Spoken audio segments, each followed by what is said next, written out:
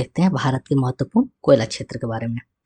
देखिए, कोयला जो है 4 प्रकार का पाया जाता है। कौन सा? एंथ्रोसाइट, बिटुमिनस, लिग्नाइट और पीट कोयला। देखिए, एंथ्रोसाइट में कार्बन की मात्रा जो होती है वो 80 से 90% होती है। बिटुमिनस में 60 से 80, लिग्नाइट में 40 से 60 और पीट प्रकार के कोयले में 40% से भी कम कार्बन की मात्रा होती है। देखिए, कार्बन की मात्रा कोयले में जितनी ज़्यादा होगी,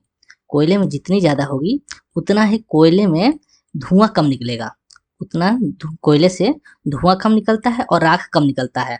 तो कार्बन जितना ज़्यादा उतना ही अच्छा कोयला।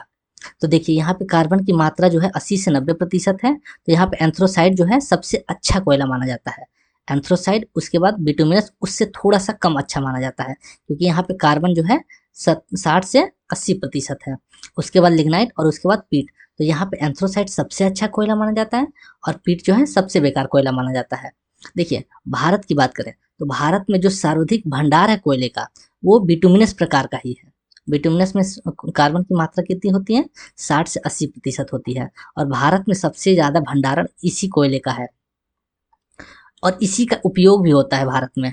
ठीक है, तो इसके बाद हम बात करेंगे भारत में कोयला की जो महत्वपूर्ण क्षेत्र हैं जो एग्जाम में अक्सर पूछे जाते हैं। ठीक है, तो वहाँ पे देखिए हम झारखंड से स्टार्ट करते हैं। पहले झारखंड में 4 क्षेत्र जो हैं वो बहुत ही ज़्यादा महत्वपूर्ण है। कौन कौन से? झरिया, बोकारो, करनपुरा और गिरिडीह। ये चारों जो क्षेत्र हैं कोयले के भंडारण के लिए महत्वपूर्ण है, कोयले भंडार के लिए महत्वपूर्ण है। कौन कौन से? झरिया, बोकारो, करनपुरा और गिरिडीह। और पश्चिम बंगाल की बात करें तो रानीगंज जो है पश्चिम बंगाल में कोयले के भंडार के रूप में जाना जाता है। देखिए, दामोदर नदी घाटी जो है, दामोदर नदी घाटी के अंतर्गत झारखंड में और पश्चिम बंगाल में जो है पट्टियां पाई जाती हैं जिसमें ये कोयले की खानें हैं। ठीक है, तो उसके बाद हम बात करेंगे सोन नदी घाटी की।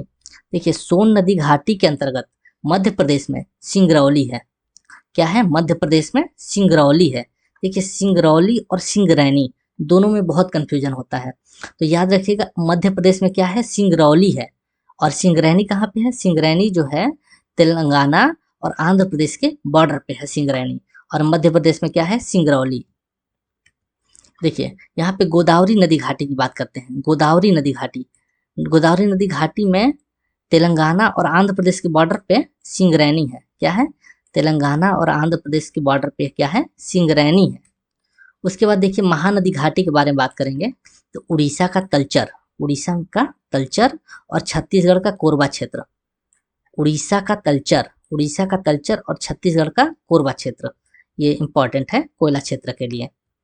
देखिए, अब यहाँ पे है तमिलनाडु में है नेवेली। तमिलनाडु में कौन सा क्षेत्र है? नेवेली, जो कोयले क्षेत्र के रूप में जाना जाता है।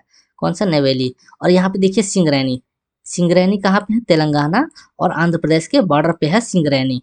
ठीक है, कभी कभी तेलंगाना भी पूछ देता है और कभी कभी ऑप्शन में आंध्र प्रदेश भी देता है, तो आपको दोनों याद रखना है। तो सिंगरैनी तेलंगाना और आंध्र प्रदेश के बॉर्डर पे है।